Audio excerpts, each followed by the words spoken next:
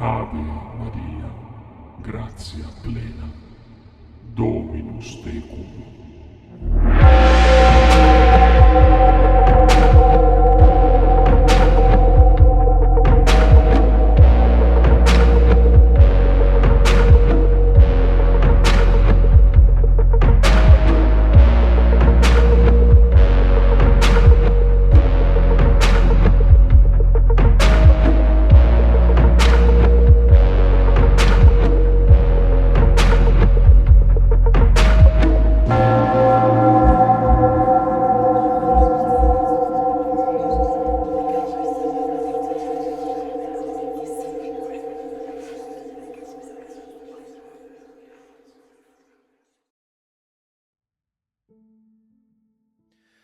Hello, everyone, and welcome back to the Red Text. My name is Voga, and I am Voga Lumicente. And I'm Rai, aka the Mestizo Mystic. And it's just the two of us. It's just family today. Oh my gosh, Just the two of us. it's been a while since it's just been the two of us, right? Like, because Has I think it? the last two episodes have been with a Guess? guest. Yeah, Yeah. we had Franny and Chris, so it's just the two of us tonight. Let's have a kiki. Yeah, let's have a kiki. Rai, how are you doing? You know, on brand with the topic of this episode today, I'm still dealing with like burnout, both from the job I recently quit as well as just like spiritual burnout, which I feel is finally beginning to take a turn. Like I believe I may have found the foot in the door into what I needed to like start really re-engaging with the spiritual practice. Not even necessarily like magical, just like spiritual overall, which I think also goes hand in hand with magical because you can't really have a foundation in one without the other, at least I believe. Um, and so just being really like mindful of that burnout and working with it rather than against it. And it feels like spirit is guiding me into a new direction. Not entirely new though. I mean, I'll go into more detail in the episode, but other than that, I'm okay. And this earlier today, I for the longest time I've been meaning to make a small new altar to Santa Muerte in my house because you and I are taking the class with Spiritus Arcanum of Foundations of Folk Magic, and he had shared that he had learned from one of his teachers in the tradition of Santa Muerte that you should always have like an image or a figure of her at the highest point in the home. And I was taught something similar, that her altar should always be like the highest in a room, above any and other all altars. And um, yeah, I didn't always have that. Not that I ever felt that it was a problem, but when I heard that from Matthew Venus, who hosts the Foundations of Folk Magic course, I was like, oh, that makes sense that she should be like, no matter where in the house, like at the highest spot. And so I have a bookshelf in our living room, and I'm pretty sure that's the highest point in our house, other than like these small spaces above our cupboards in the kitchen. But those are gross, so I'm not gonna put her there. So, anyways, I built her a small altar on top of the bookshelf, and there's bubbles in that glass of water. That flame is looking good. I cleansed the fuck both physically and spiritually out of the top of that shelf, and it was disgusting. And so that felt nice to finally do, because I've just been putting it off for so long, and I definitely feel like she's pleased with that. Nice. But other than that, it's been a chill day. How have you been? First of all, I want to just shout that class out because the class is absolutely incredible. If y'all can, the class is just worth the list of resources they sent you. Did you see did you get the email of the link to the list of reading? I don't. It's I don't it's think quite so. extensive. Or I haven't Check your seen it. email.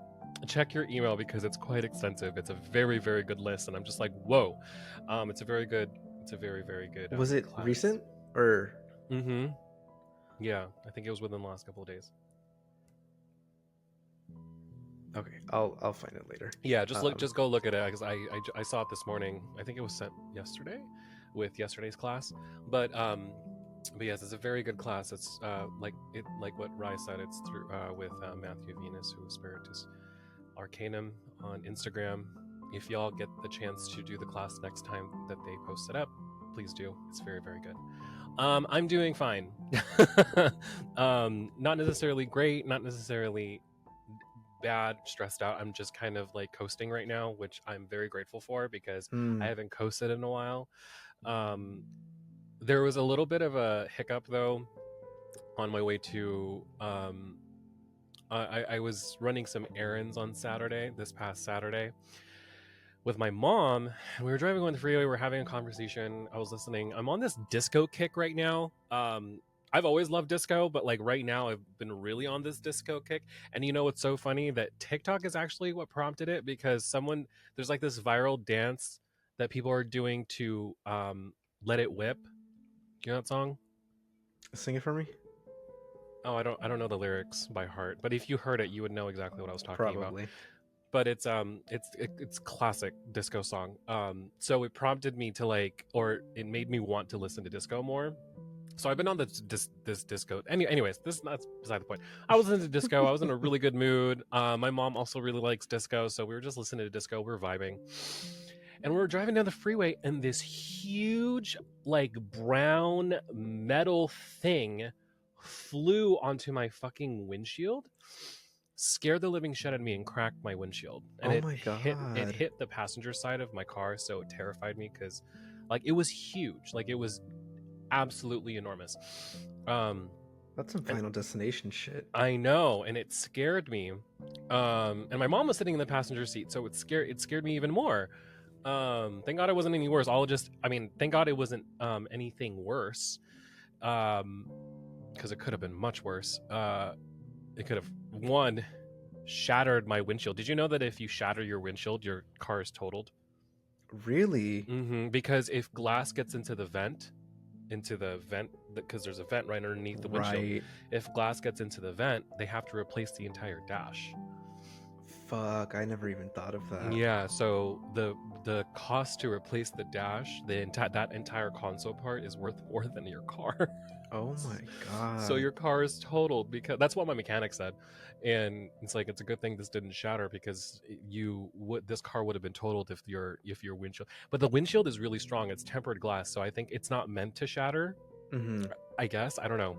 It's not supposed to break into a million pieces. It's not like the your windows. Your windows are meant to break into a million pieces, right? I don't know how that works. Anyways, so yeah, that happened. Oh my god, So, I'm glad you guys are safe. yeah, we were fine. Like it was like a, like, that big, and then there was like a tail that maybe, like, I don't know, like a 6-inch tail from the initial, like, impact, like where it actually hit. And so I was like, you know what? Okay, so I pulled over because I was upset. So I was like, Mom, I need to calm down. And she goes, that's a good idea. So I pulled over. I looked at the crack. I called my insurance company, and I was like, this happened, blah, blah, blah. And they were like, okay, we can't get anyone out to you until Wednesday. And I was like, cool. And I have a $500 deductible. And I was just like, cool. That's $500 that I didn't want to pay right now. So that happened, and we ran our errands, and then when I was driving home, the crack got bigger. Oh, and I was no. like, oh no. So I can't drive my car right now because I'm scared that the crack is getting bigger. And my dad goes, yeah, that's gonna happen because the glass will settle, or the glass will move when you're driving because of the wind. So sometimes the pressure of the wind will put pressure on the glass, and it'll crack it. So the crack is from the far right corner, where the passenger, like the bottom corner of the passenger side, almost all the way halfway into the middle of the. Oh my god. Yeah, so that was really fucking annoying. I'm paying it when things like this happen. I always, like, for the next couple of days, I like try to pick up on things, like see if there's other signs that something might have been laid on me, or if like malokyo, or the evil eye is like on me in any way. So I'm just trying to pay attention right now. So far so good. We just went through, and if you can't see me, if you're listening to the audio version of this, a tropical storm in California. I don't know, it was really strange because I was tracking the storm the entire time. I was like, we're gonna be fine. I mean, I packed a bag just in case. I packed like a small duffel with like clothes and stuff, and I filled up some water bottles just in case. But I was tracking, and I was like, this is nothing. The fear mongering online was kind of intense. Like, people were really like intense, and these were like people from like the East Coast, where like hurricanes happen all the time, where they're just like, you need to get water, you need to get food, you need to hunker down, you need to stay in your house, blah blah blah. And it was a day and a half of heavy rain. It wasn't even a whole day. It was like 2.5 hours of really heavy rain. I mean, better to be safe than sorry. Oh, 100%. But some parts of LA were flooded just because the rain was so heavy, and Yeah. also the infrastructure is not so great here. Our gutters are completely clogged with garbage. Um, the Dodgers Stadium was completely underwater. Oh my god. Yeah, some of my friends who live up in the hills, like there was like water getting into their house. Like it in some parts of LA, it actually did flood, um, pretty severely. So, but on my side, there was nothing. Where I am in LA, nothing happened. Damn. So I'm grateful for that. Yeah, So no, I'm I'm just glad kind y'all of are paying safe. attention right now. Like extra safe with the fucking car crash, the rain, all of it. I know. Well, I had one of my friends was doing is in the middle of a very very very heavy curse, and they were like, I invoked a typhoon god. So sorry everybody. And I was like, I don't think this was you. But also I was like, maybe. I was like, thanks a lot, appreciate it. We love a little spiritual ego boost. Yeah, and I was like, good for you. And it's like a little pat on the back, but you never know. I was able to conjure the fog, so someone can conjure a fucking hurricane. Who fucking knows?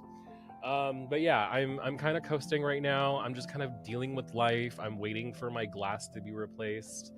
I'm gonna have to fork over $500 to get my glass. Yeah, $500 to get my glass replaced, which is so fucking annoying. Yeah, I'm so sorry. That's all right. I'm doing some blasphemy work tomorrow. We're going to a bar to promote blasphemy, so that's gonna be fun, I guess. But I'm just like, ugh, Anyways. Yeah, how are you gonna get there? Franny's picking me up. I was like, I called Franny because I texted Jeff and Franny. We were in a little group text, a group chat, and I was like, because I was so mad too, because when it happened on Saturday, Jeff was like, come to Akbar, it's Madonna night, and I was like, that sounds like so much fucking fun. That sounds like so much fun. And I could have went to Akbar, I could have Ubered there, but I was like, I'm not spending any money for the next couple of weeks because I'm about to fork over $500 for a new windshield. And I told him the whole situation, but I told Franny, I was like, Franny, we have to go to Precinct on Tuesday. Can you come pick me up? So she's very sweet, and she's coming out of her way to come pick me up and drop me off, and that's mostly because she doesn't have anything to do. What she has to do involves me, so she might as well just pick me up. No, she's very sweet. She does it all the time. She's always like, do you want me to come pick you up? I was like, Franny, I am literally like 20 minutes out of the way. She goes, I don't care. She's very sweet. She's a very good friend, because she knows how much I hate driving, and she doesn't mind driving, but she's also really bad at it. Anyways, so yeah, with all these things stacked on top of each other, one could understandably become overwhelmed and kind of want to just like crawl up in a ball and not do anything, which I understand. Which is a perfect segue into our topic today, which is burnout, which Rai mentioned earlier in the episode, and not just burnout, like just in general burnout, but spiritual and magical burnout, which is something that we both have experienced before. And it's not an easy thing to deal with. Like you start to feel kind of like numb, you start to feel kind of like stagnation, you don't feel like you're learning anymore. You feel like you're just kind of sitting still and nothing is really happening. And there could be a lot of reasons why this could be happening to you. So I think it's a really good time for us to kind of explore it. What happens when you experience spiritual or magical burnout, or like what's happened to us, how to deal with it, and how to avoid it in the future. I'm still learning. I'm still trying to get used to it. I'm still trying to use, cultivate the tools and the skills needed to, one, avoid regular burnout, like physical burnout, and then also magical and spiritual burnout. But Rai, what does burnout look like for you? Like, how does it feel, and what does it look like? How have you experienced spiritual, magical burnout? I mean, I'm like in it right now, so it's not going to be too hard, I think, for me to describe. But like you mentioned, just there's like no motivation, right? And it's very aligned with just like burnout in a career too. I mean, the last year and a half, honestly 2 years, I was burnt out at my job that I recently quit, to the point where like I was purposely showing up late because I just didn't give a shit anymore.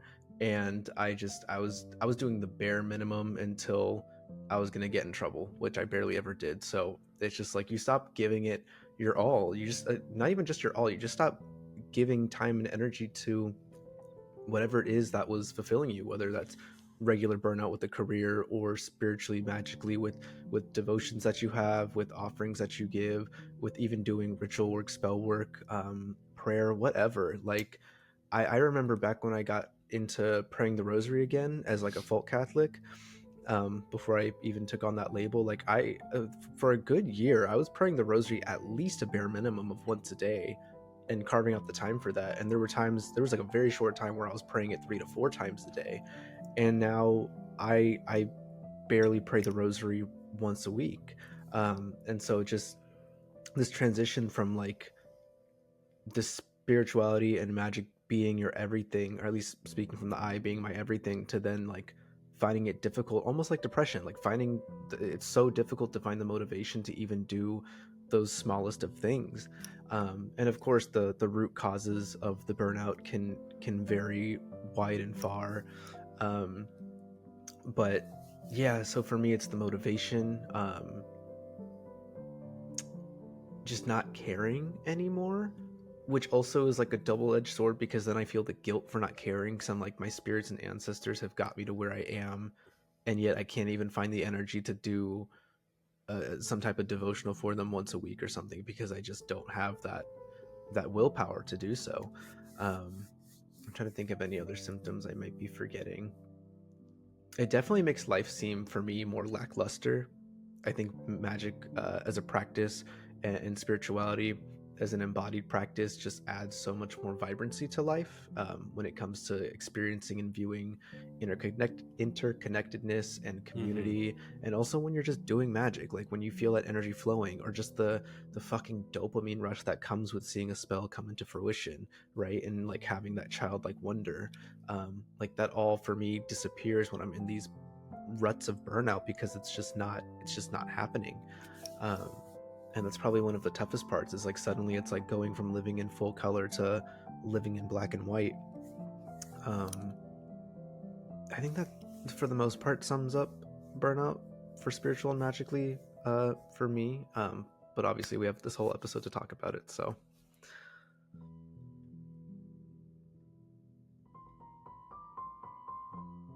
Oh, you're muted. Burnout is a very uncomfortable, and you know it's happening. That the thing that really happens to me, just with any sort of burnout, whether it be physical burnout or spiritual burnout, is like anxiety and depression. That's something that I go into these ruts of, like these really, really deep, like anxiety ruts, and then I always self-medicate in some way. I'm not in any way, I don't use any sort of drugs in any way. I just, it never appealed to me. um but I do self-medicate with sometimes alcohol, um or sometimes sex, just to kind of distract myself. um so I know that, like, when I start seeing those patterns, that I'm probably burning out. Like if I'm experiencing a lot of anxiety and depression, and then I'm also self-medicating, then I'm probably experiencing burnout. And I've gotten better at recognizing those cues to um to one, pull myself out of it faster, so I'm not just like sitting in it for a while trying to figure things out. um what causes it is, sometimes it's just your life, your everyday life, that you feel like everything in your everyday life, like your job or your friends or your family, need to be a priority, which they are. um and you don't make time for your spiritual work, you don't make time for your magical work, because you lose time, you just don't have it. But the thing about it is that when you, especially from me, who's speaking as someone who is a witch, when you choose to do this, when you choose to practice in this way, when you choose to have a magical practice, a spiritual practice, a devotional practice, it is a commitment that you need to uphold.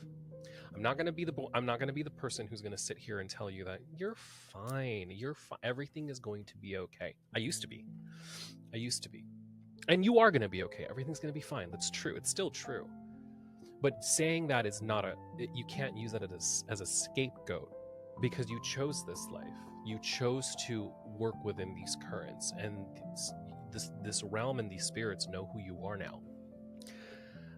They recognize you, and they're going to know when you don't care. And they're going to recognize that. And it's going to be the whole thing where it's like, well, if you don't care, why should I care? Mm-hmm. So I'm not going to sit here and say that it's okay for you to necessarily drop your practice, because it's not about you. It's not about your practice. Is not just about you. It's about who you work with, or what you work with, the spirits that you've been working with, the relationships that you've been cultivating. Even as with, now this is just my own personal I don't know, experience. Even with Mary, who's someone who is an extremely forgiving spirit, she is still going to be paying attention to you, even if she notices that you're not really engaged with her anymore. She's still going to stay with you. But the thing about it, she's, like I said, she's still very forgiving. She's not going to give you the attention that you think you deserve. If you stop. It's just not the way it is. I mean, if you ask, I still believe that she'll give, but not to the extent that you want it to. Like, it's not going to have the same flavor. It's not going to have the same longevity. It's not going to have the same impact as you expected. Maybe it's like a band-aid or a temporary fix. It's kind of the whole thing where it's like you only pray when you need to, when you should be praying even when you don't need to, right? It's kind of like those folks who kind of pray when things are tough, and then they make promises saying, like, if they pull through, or if you get me this money, then I'll be praying every single day, and then they totally forget about it, right? Their petition comes to fruition. It comes true. And they're like, oh, I got what I wanted. Let's move on, right? Kind of forget. So burnout is real, yes. But I do believe that, I don't want to gaslight anybody and say that it's all your fault, because I don't think that's true. Life happens. But I do believe that there are ways to avoid it. First, look at your practice and be honest with yourself and see if you're doing too much. I went through, I think it was like the middle of last year, where I wanted to purge a lot of the physical things that I had in my practice, because I felt like a lot of it was a distraction. Which it was. It was a lot of upkeep, and it was something that I wasn't motivated to keep up with. I was doing things that were too complicated, and I was expecting way too much from myself, right? And I wanted to do more when I couldn't handle it. I was putting too much on my plate. And the reason why I had too much to deal with was because I didn't consider the fact that I don't just have a magical practice. I don't have a devotional practice. I have a full-time job. I have a social life. I have friends that I want to give my time to. I have family members I want to give my time to. I have my side hustle, which is the podcast and content creating and running a business, and also being an editor. So those things are a little bit more concrete. Those things are a little bit less, flexible, right? You have to make time for your friends. You have to make time for your family, for your own good. You have to make time for your job, or you won't get paid. So But the thing about it is your spirituality and your devotional practice, that is a little bit more, there's a little bit more room for you to be a little bit more flexible. And I wasn't giving myself room to be flexible there. I wanted to read the Bible every day. I wanted to go to church every Sunday. I wanted to do some spell work every single day, doing like some sort of daily practice. And I couldn't do it. I couldn't uphold it. So now it's simplifying, going back to the we're coming from the perspective of folk magicians. Okay, we're not ceremonial sorcerers in any way. We're folk practitioners, right? It's based on survival. It's based on need. I'm also not going to go out and say like you should just be performing spell work just for the sake of performing spell work. I think you should be performing spell work for the sake of practice, and then also when you need it. But like doing spell work every single day, it's just not practical. Because like, what are you doing it for? If it isn't for an actual thing, like if it's an actual goal or for practice, like practice, I think is definitely valid. But just to do it. I just wanted to add on to that. I think like feeling obligated or trying to do something every day, in particular with like spell work and magic, aside from like very small things like, you know, enchanting your coffee or something, but like rituals or whatever, I feel like that can overburden you to the point of I mean, like we said, like leading to burnout. Fuck, I was gonna say something else. Becoming dependent on it, right? Like you don't want to become completely codependent with your magic, because we are at the end of the day humans, right? We're not gods or goddesses or living saints where we can't, you know, make miracles happen with the snap of our fingers, right? So like I feel like if you're over engaging with those practices, then you're gonna think the moment that you forget to or don't do it, that like your life is gonna go to shit. At least that's my perspective. Well, also at the same time, you know, working within these currents is exhausting. Putting yourself in the space of not this physical realm and always being like communing and conjuring all the time is exhausting. That's so exhausting. Casting, like one cast is so exhausting. Like my financial curse that I performed last year, I was like, I didn't perform spell work for like 2.5 weeks because I was just so spiritually exhausted. I was like, that was a huge spell. Like that was an enormous conjuration where I called upon my heavenly court. I called upon the land spirits, and I called upon ancestors at one time to help me do this specific curse. Like it was tough. And then like going out to, like, there were times where Franny and I and our own little coven here would go out to the woods and say hi to the spirits, just to go and commune, just to go out to the spirits in the woods and say hi to them and give our respects, leave offerings, conjure them, and then leave, just to do that, just to commune, just to communicate, just to uphold and cultivate relationships. Exhausting. Can't do it every day. It's impractical. But at the same time, like, this is not a black and white issue. Like you can't just drop it. You can't just, if you chose this life, this is the life you chose. There's a commitment that's needed for you to be successful and for you to properly venerate the spirits that you work with. You have to treat your altar, your statues, your practice itself as a living being, something that is alive, that you need to take care of. And what is needed varies from person to person.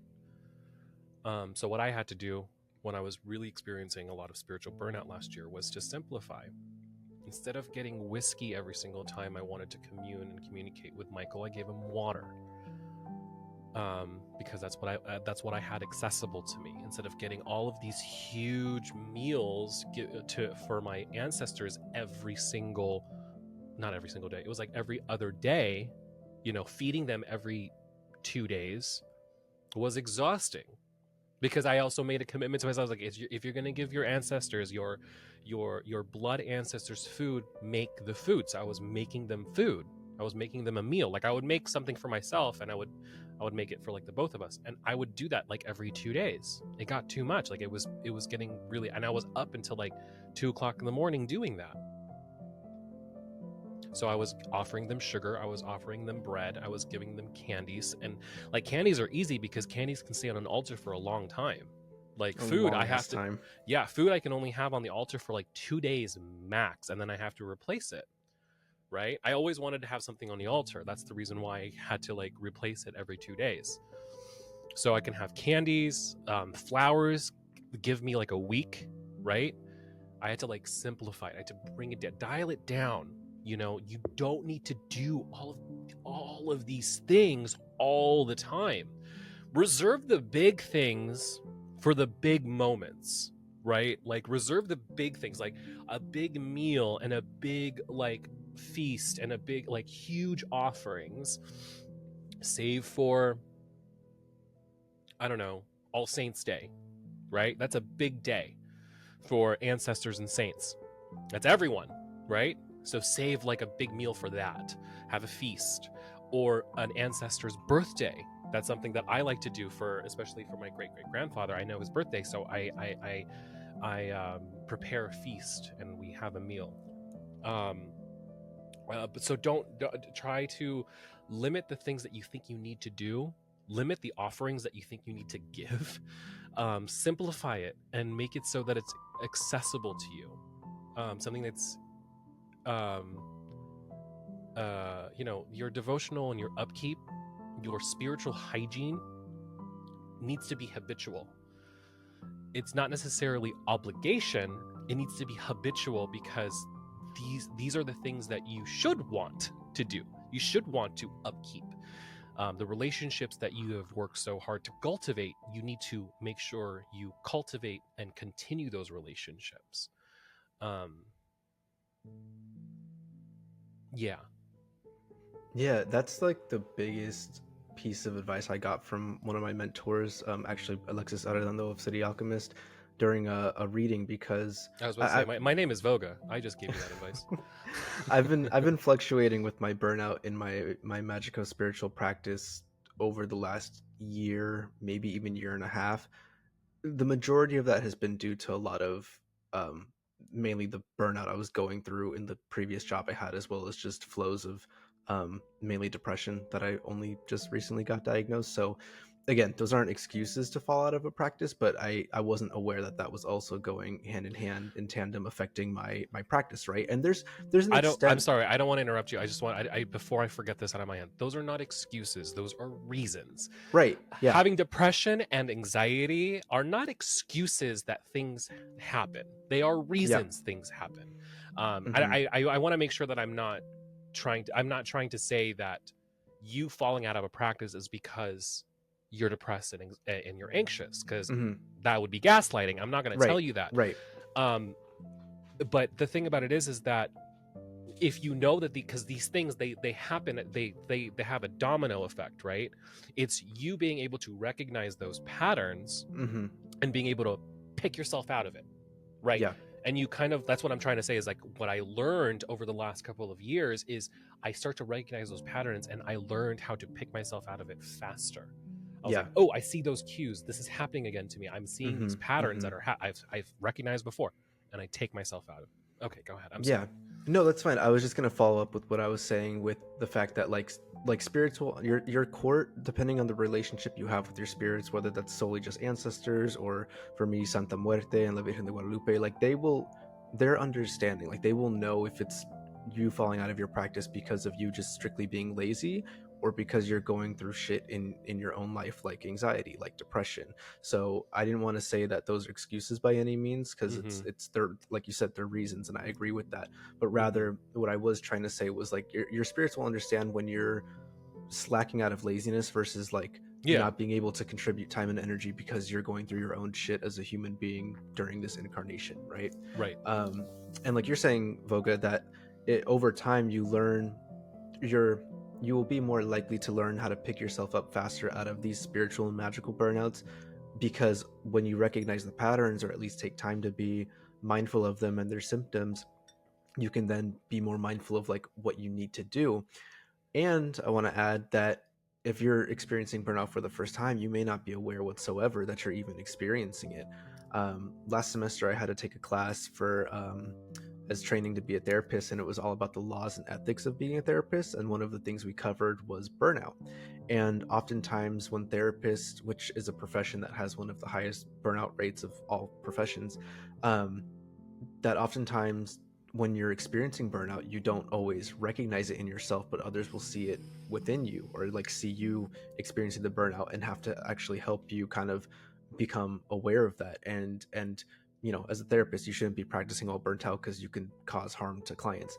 And so same thing with your magical spiritual practice, whether you have actual community in person or online, I recommend trying to find an accountability buddy. I mean, Vogue has been a wonderful accountability buddy for me, whether it's podcast production. You're muted. I'm sorry, I was trying to interrupt you because I was about to say, is like, I am the best accountability buddy you could ever find in the world, She's right. because I'm so good at holding other people accountable, but I need someone to hold me accountable.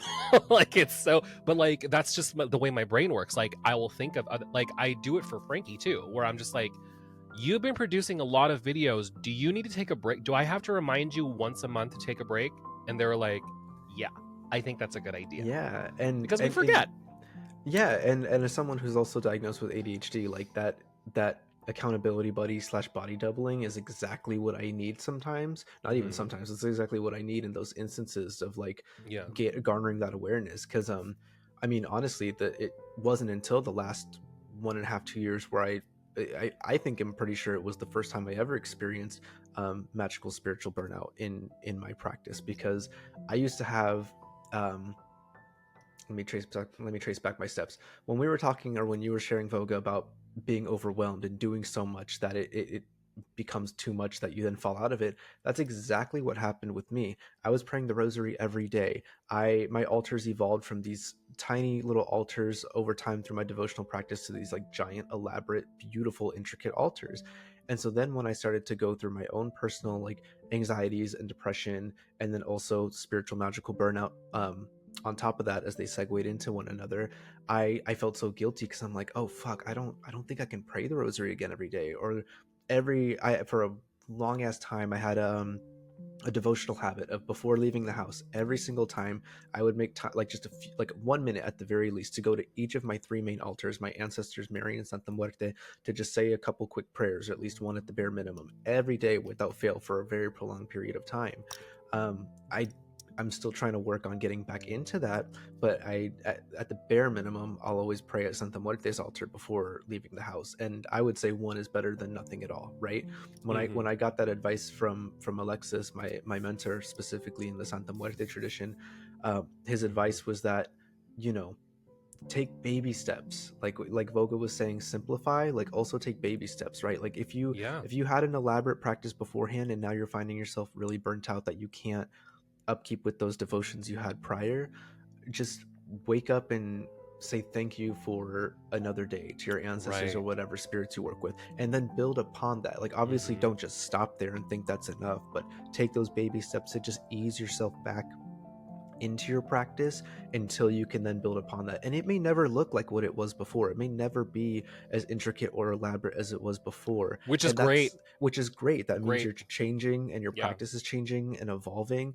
And that's what I'm actually excited to talk about next, is like I've been feeling really disconnected from my full Catholic practice as of late, and I thought it was just that burnout again, or that like I just wasn't doing like the right devotionals. Like I barely pick up my rosary as much anymore. I'm looking at my ancestor altar like at the Catholic elements, and I'm just like, You gonna start conjuring demons? not yet. And I just wasn't feeling like as strong as a resonance as I did before. And obviously I'm not throwing away the saints I've built relationships with, or Mary, or my Catholic ancestors, none of that. It's just not. rather now I'm finally being guided by spirit to reintegrate something that I dipped my toes in way back. And so, for those who may be new to the podcast, Vogue and I have shared our journeys and how we both started out very New Age. But what led me into New Age while I was dissociating from Catholicism in my late teens, early 20s was I was really into looking into the philosophies and religions of Hinduism and Buddhism and Eastern philosophy. Never became like a practitioner at all, but like that's when I started diving into meditation and mindfulness, which in and of themselves are great spiritual practices that can make your magical practice tons times better. But anywho, um, I've always had this like lingering interest in Buddhism and Eastern philosophies, right? But once I got back into my full Catholic practice, I kind of like left all that behind because I just really got submerged in Catholicism as a mystical, magical practice. And this, in the last couple of weeks, I had a week-long intensive for school. And as a second year, the only class we had during this intensive week was we were studying what's called Gestalt therapy and Gestalt psychology. And the really cool thing about it is that it has its roots and influences from Buddhist psychology and Buddhist and Buddhism as a religion, because mindfulness is a huge pillar of practicing Gestalt therapy. And so it's just mind-blowing to me because I got back from this retreat a week ago today, actually, and I, I had this new insight of, oh, wait a minute, like my heart really had like a passion for Buddhism and for meditation and mindfulness. And I used to have a very dedicated, diligent meditation practice, which has also fallen out over the years that I'm easing my way back into. And it's just beautiful because now I realize, like, okay, I can set aside Catholicism as like a religious foundation for now, and start looking back into Buddhism as something that, helps me to reintegrate into the spiritual realm, because Hmm. meditation not only is great for you psychologically and emotionally and mentally, but it's also great for you spiritually, right? And so I'm really just stoked now because I've already had books on Buddhism but never really read them, and now I am. And when I did have my New Age practice, or when my practice looked more New Age, one of the spirits or bodhisattvas that I always felt drawn to was Kuan Yin, or as her or as her male form, which I believe came first, is Avalokiteshvara. And Kuan Yin's like one of like the biggest, if not the biggest, bodhisattva that you'll find in the Buddhist tradition. Fuck. And a bodhisattva basically just means someone who forgoes attaining and reaching nirvana until every other living being um, first attains nirvana. It's basically like a saint, right? Like they're the saints within the Buddhist tradition. And so now I'm like trying to ease my way back into actually working with Kuan Yin versus just kind of like admiring her as a figure. And now I'm trying to move from the rosary into working with malas, which I've always Oh, collected but never have actually like really sat with and used, which is dope because I know that rosaries have gotten me into a trance state before, but now I can work with a mala where you're just repeating the same mantra over and hmm. over for 108 times, whereas the God, rosary you're kind of I tried. alternating. I tried doing a mala prayer once, Yeah. and oh God, it's not easy. It's a really difficult thing to do. Mm-hmm. This is when I was like very new age, um, uh, and it really does put you in a space, like a space where it's really difficult to um remember where you are for some reason. It's weird. It shifts your awareness.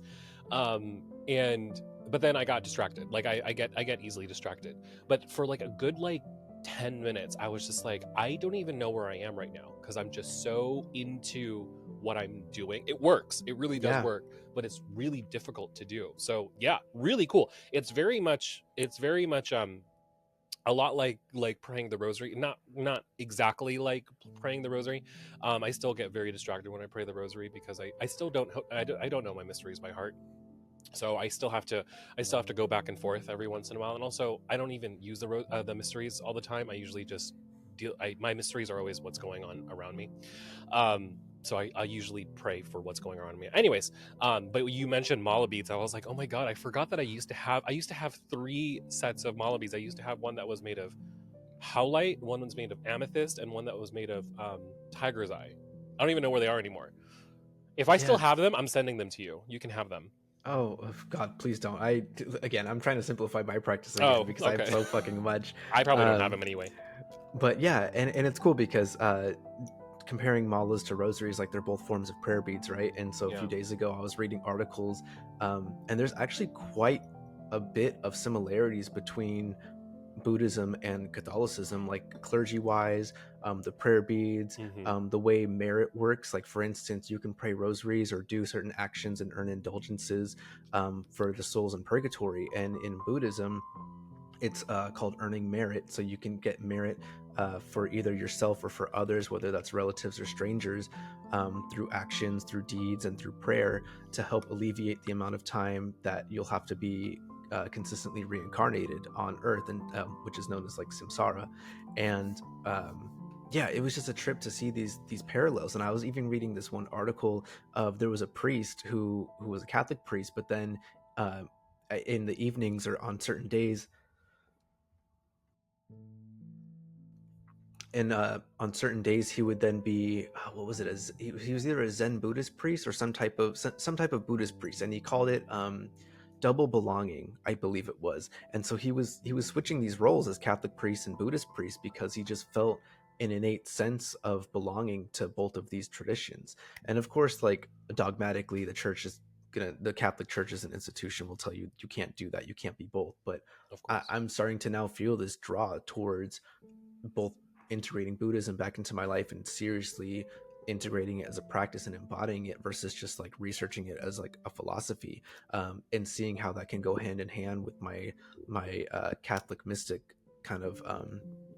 I don't even like saying religion anymore because it's just taken on such an institutional um, connotation for me. But like my Catholic mystic spiritual practice. Hmm. So, Faith. anyways, Your all faith. my faith, yeah. And Yeah. so all that to say is I'm finally finding this foot in the door out of the burnout that I've been experiencing, and finding this path into reintegrating spirituality into my life. And meditation, y'all, I love meditation. Even though I don't have as Oh. diligent a practice anymore, it is so good for you. It's great for anxiety, stress, Hmm. depression, pain, and then opening also like your third eye. And meditation is a huge gateway into being able to communicate with spirits and receive messages and get into trance work. So it's not just the psychological benefits it has, but also the magical benefits too, once you learn how to navigate that realm, like Voga was saying, that altered state you were in. That's beautiful, because that was basically bliss. Like, bliss isn't this like walking around with a smile on your face 24/7. Bliss is that emptiness of which we are and which we come from, and just remembering that. Anyways, I'm getting carried away, but No, you're fine. I can't. I don't like meditating. I don't like it. It's like it makes me mad actually because I can't do it. I just don't have the patience for it. Um what I want to know, what kind of, like, because there's so many different kinds of meditation. What kind were you trying to do? like the mindful meditation garbage that I tried to do that I can't. It's not garbage. I'm pretty sure it helps a lot of people. But like the guided mindful meditation and Mm, uh I don't know. It's strange cuz guided meditation bothers me because eventually I'm just like I don't feel good. Like I feel like I don't feel calm, I don't feel peaceful. And then eventually like the voice of who's guiding me starts to annoy me and I start to hate them because I'm just annoyed. Like I just don't have the patience for it. I don't have the patience to sit there and be present without some sort of script. You know what I mean? It's so mm, much easier for me to pray because I have something to say, and it's easy for me to put myself in that because like the the the words help me visualize what I want to pray for.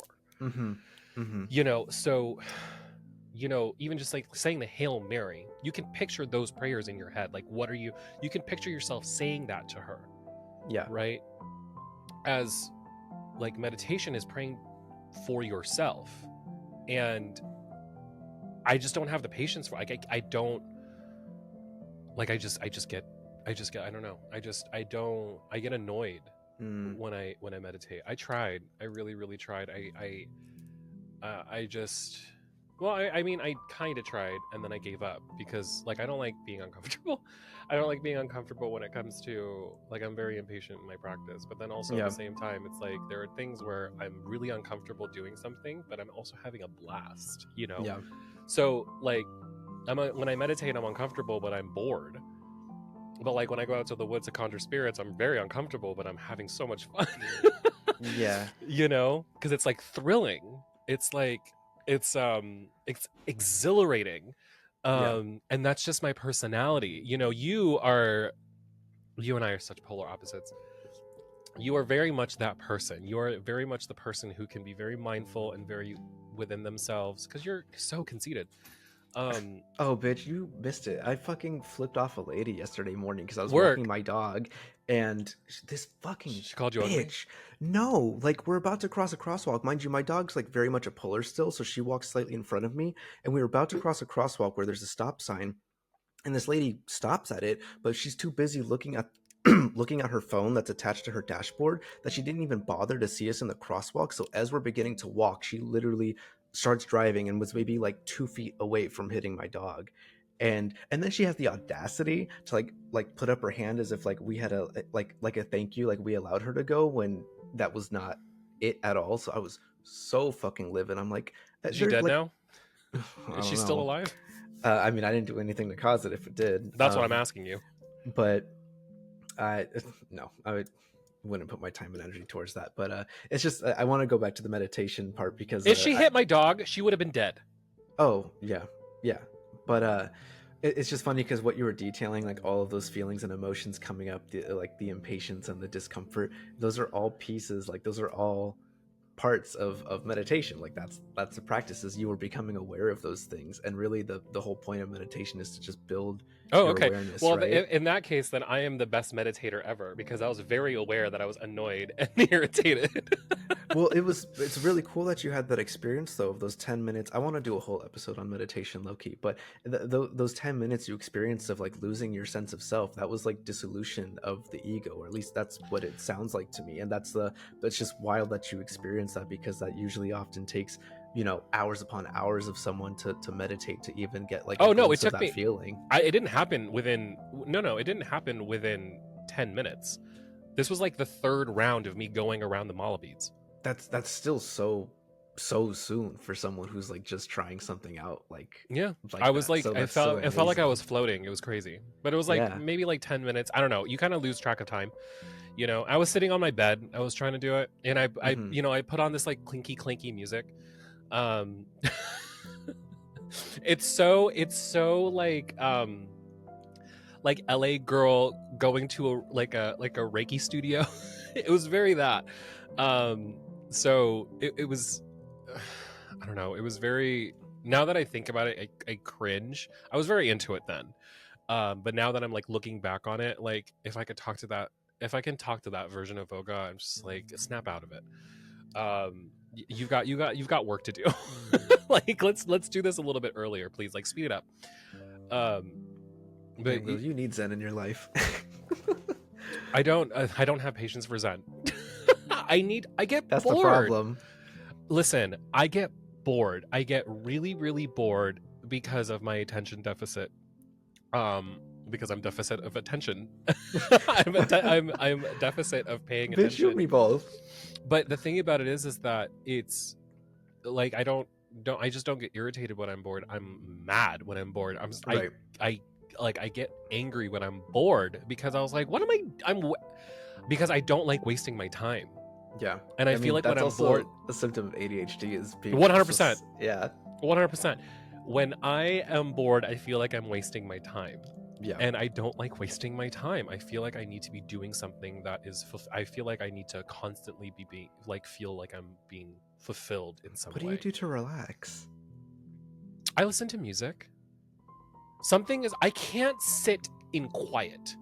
It drives me nuts. It drives me absolutely crazy. I can't. No. I mean, aside from when I'm like doing some type of meditation, sure. But like, it's so funny. When I was taking the assessment for ADHD, and it was asking the question, it was like, oh, are you unable to do tasks without having noise in the background, like TV or music? And I was like, I thought everyone does that.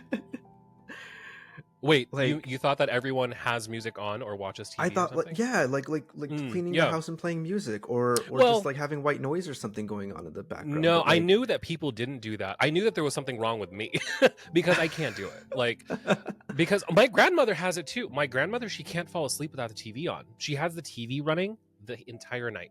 She can't oh fall if it's wow, quiet. She can't sleep. Um, PG&E but must love her.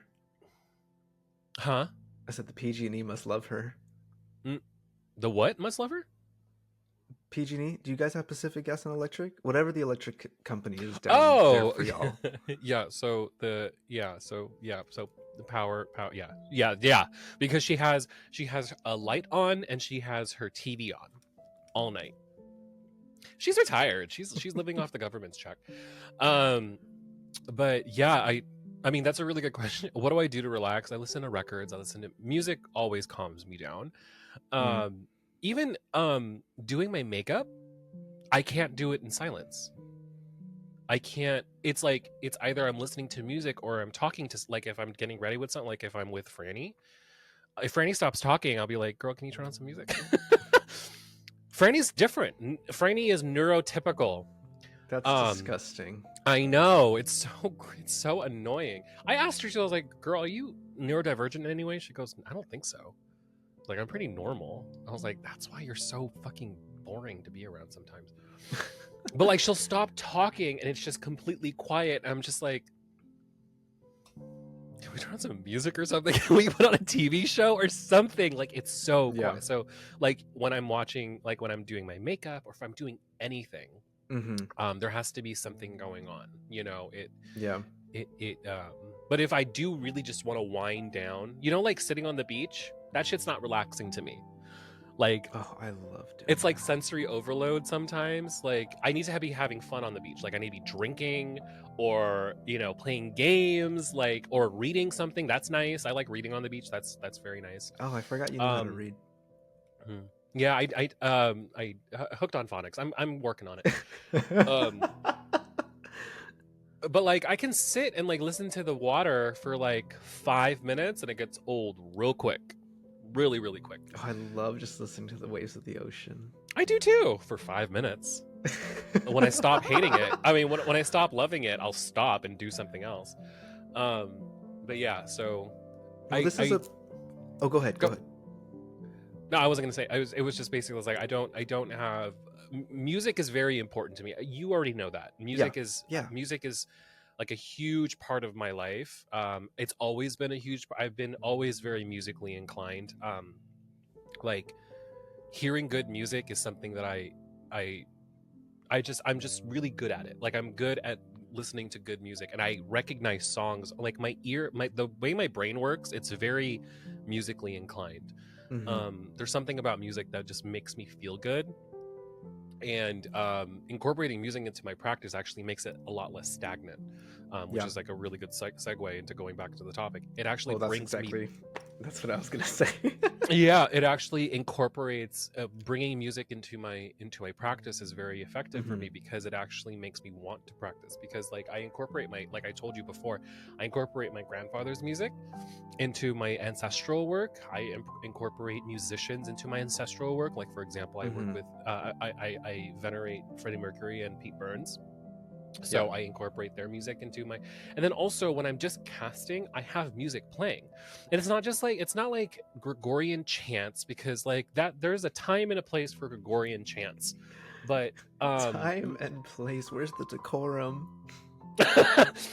But the thing about it is that most of the time and the place isn't for Gregorian chants for me, right? So if like I'm doing like I don't know, a power spell, for example, I'm playing Beyonce, right?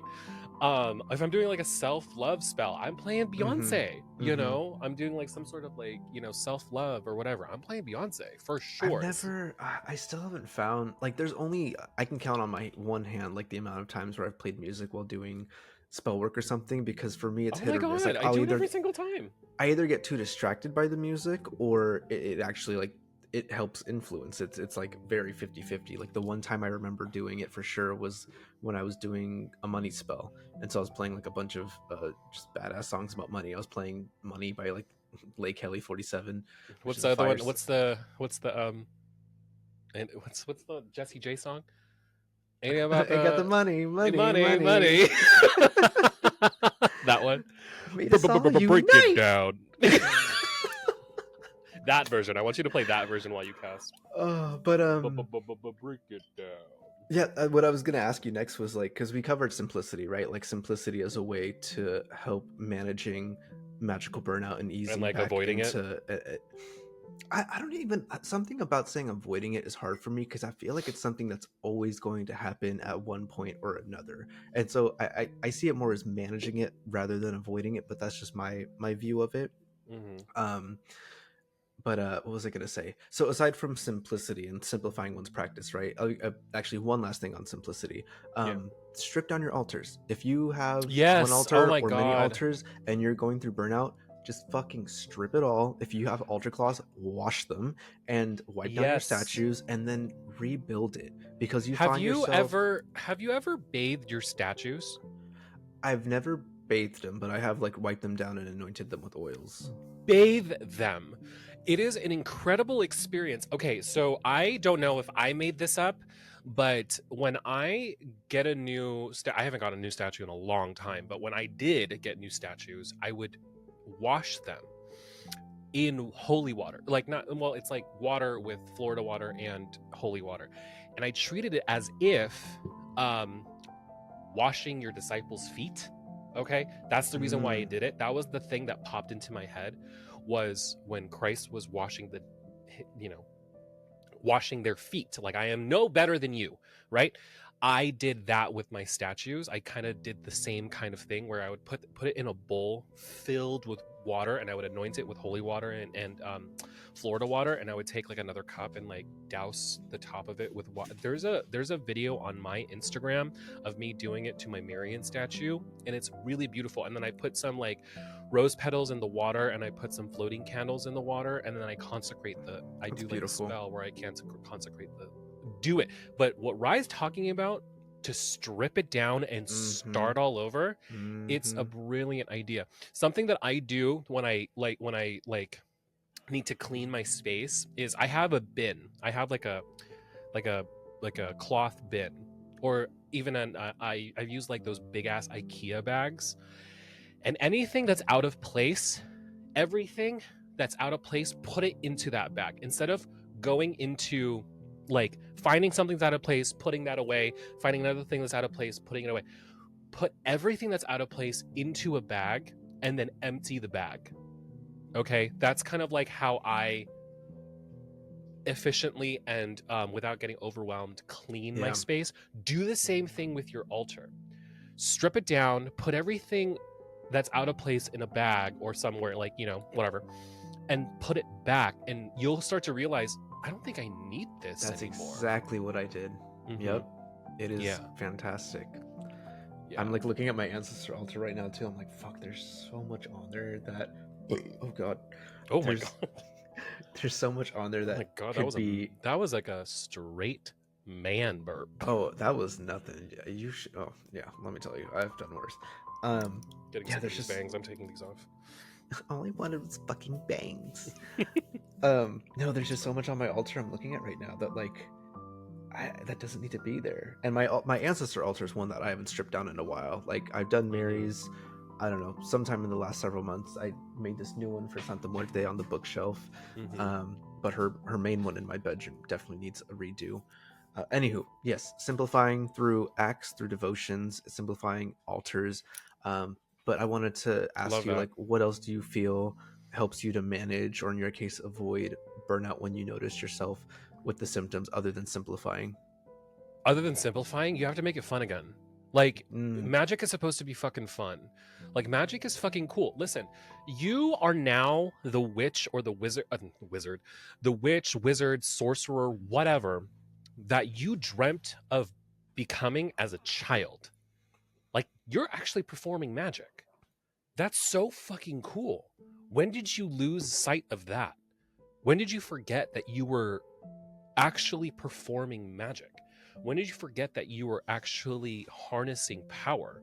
When did you forget that you had the power to change things and manipulate things around you, conjure weather, to ask for protection, to ask for to actually physically be responsible for someone's downfall?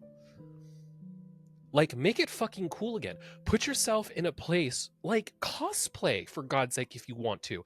Put yourself, like, get a really dope looking fucking outfit and look like the witch that you want to fucking be. So yeah, like, just make it fucking fun. Like, just do something cool. Like, what made you excited about doing magic when you first started doing it? What was exciting about it before? Yeah. Do that. Think about the feelings that happen when you like witnessed your first spell come into fruition. Yeah. Right? Like, Yeah. just go back into it with that childlike wonder of like what can happen versus like I know what will happen, right? Because at the end of the day, we don't fucking know. So just like have that beginner's. I think it actually comes from Buddhism. Oh, you but cut like out that for a beginner's second. mind. I'm sorry, you cut out for a second. Go ahead. You're back now, but you were gone for a second. Just that regaining that childlike wonder that comes with realizing the power that we have as humans, as beings, as witches, practitioners, whatever label you use, as well as like adopting what's called the beginner's mind, which I want to say comes from Buddhism. Can't remember 100% sure, but the beginner's mindset of like there's so much to learn, right? Like, don't overwhelm yourself again and try to learn every single thing possible at once and then burn out again, but rather, wow, what's like something new I haven't learned yet? Like, oh, I haven't done baneful magic, let me learn how to do a curse, or let me learn a new way to cast a protection spell that I haven't tried before, right? Like, just go back into it like you haven't ever experienced it again. And like Voga said, like, make it fun. Before I add something new, Like, make it cool. Like, you remember that, like, you being a witch is like really cool to your friends. Oh no, you like froze. That's something that your friends think is. Oh, am I back? Oh, you're back for me. On my side, you froze for a bit. Oh, okay. Like, you have to remember that you being a witch to your friends is really cool. Like, that's a really cool thing, that you're a witch or you do magic or whatever. Like, they might think that you're nuts, but I mean, well, a little bit. Like, remember that people think that you're actually kind of cool because you do things like that. Now I'm surrounded by witches, so it's like I'm like the least cool at everybody.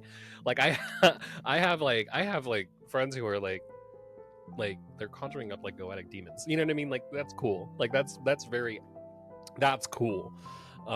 What I do is very vanilla compared to what other people do. I mean, don't downplay your practice. I mean, if you tell someone, "Oh, I work No, with the I'm Queen just of Heaven," like, that's just as cool. No, I know, but it's like, are you still there?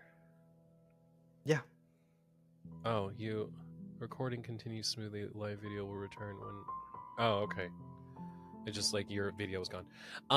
I know it's cool. Like, it's cool to me, but like, it's not like, you're not putting like a folk Catholic on like the Chilling Adventures of Sabrina. You know what I mean? Like, Right. That's cool. Right. That's like, there's a certain aesthetic when it comes to like being a witch. You know what I mean? Yeah. They're not making movies about folk Catholics. Yet. Yet.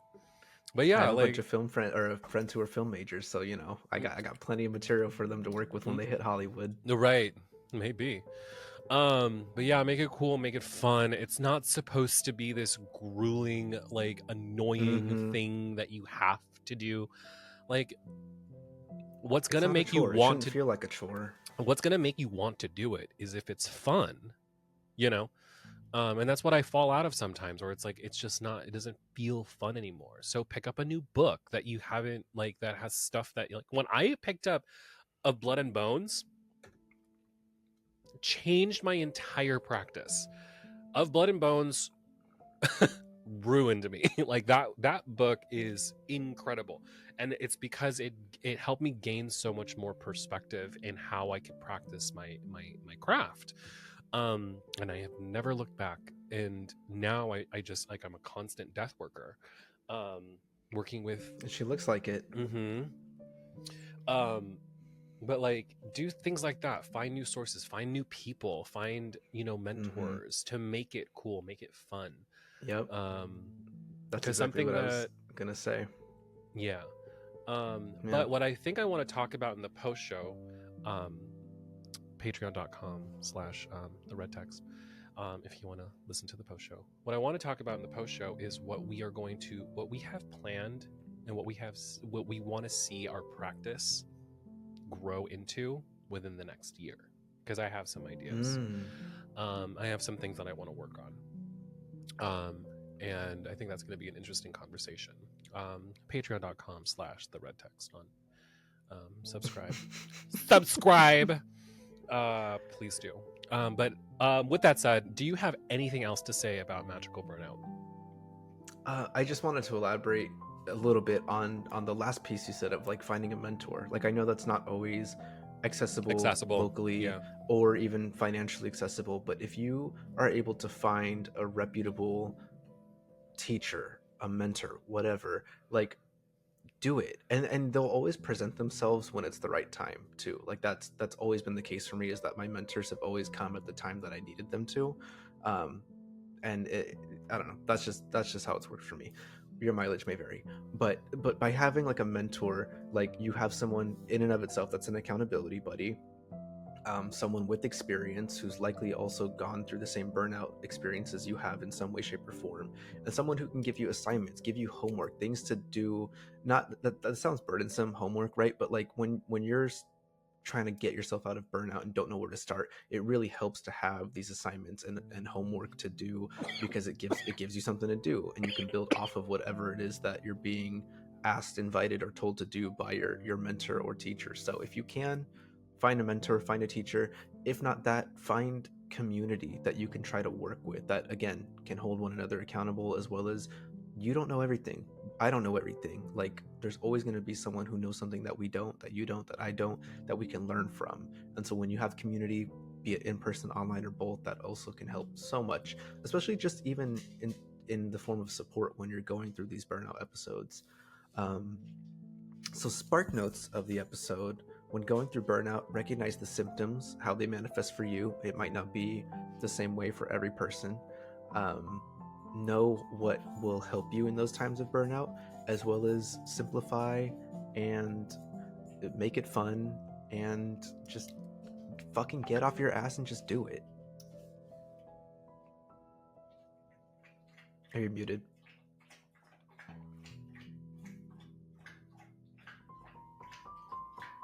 Eventually, get off your ass and do it. Nobody. What is that Kim Kardashian soundbite? Get off your ass. Nobody wants. Yeah, nobody wants to work anymore. Wants to work. Get off your fucking ass and work. Nobody wants to work anymore. It's so true. But yeah, like do it. And if you feel like you're bored or anxious or depressed, address it and pick it back up again. Take your time. Take all the time you need. Mm-hmm. But you have to remember that there are spirits involved that you can't ignore. At the very least, do something every day. Do one thing. Say hi, say thank you, and name them, and work with that, and then grow, build from that. Just do something that will, that you're still paying attention to them, and that you are aware that they're paying attention to you, right? Treat all of these spirits, entities, your tools, your altar, your herbal allies, with the respect that they deserve, and with the relationship that you've cultivated with them. Don't abandon that. Yeah. It's like, put it in the context of like a relationship with someone you deeply care about, whether that's an intimate partner or family member or just a platonic friend that you love dearly. Like you wouldn't just, of course, like, things like we mentioned previously of mental health and emotional and psychological health can affect those relationships, but you're not going to just let them fall permanently out of hand. If you truly care about that person, you're going to try to reestablish connection, even if that's at the bare minimum, just being like, hey, I know I've been gone for a while. This is why, and I want to be in your life again. I want to be present. Like that's all it takes to reestablish contact. Same with our spirits, right? Yeah, just be upfront with them. They, you know, just be upfront with them. Yeah. And with that said, I would like to just take the time to do another shameless plug and saying, please, if you haven't already, join the Patreon, because we have early video versions of our episodes posted about a week or so before the public publish of the audio version of the podcast. You get that on the Patreon. You get monthly rosary circles.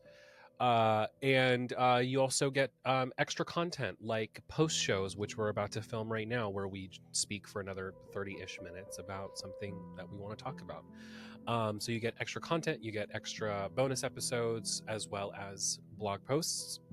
Rye right now is working on Queer is the Word, which is a 40-day devotional something or other. Yeah. Yes. Yeah. So that's something that Rye is going to be posting on the Patreon, which is another source of information that I think that a lot of people will find very enlightening. So extra stuff on the Patreon. It supports us. It supports the podcast. It helps buy us coffee and sometimes even just lunch on a random day. It goes a long way. So if you haven't already, please join the Patreon. We have 3 tiers: a $5 tier, a $10 tier, and a $20 tier. Correct? Yes, which Yes. may change in the foreseeable future. Which may change, yes, because we're going to be shifting around the benefits a little bit. So find the tier that suits and feels best for you and support the podcast.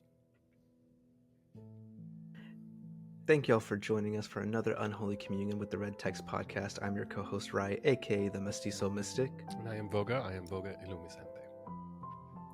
And we will see you later. Bye.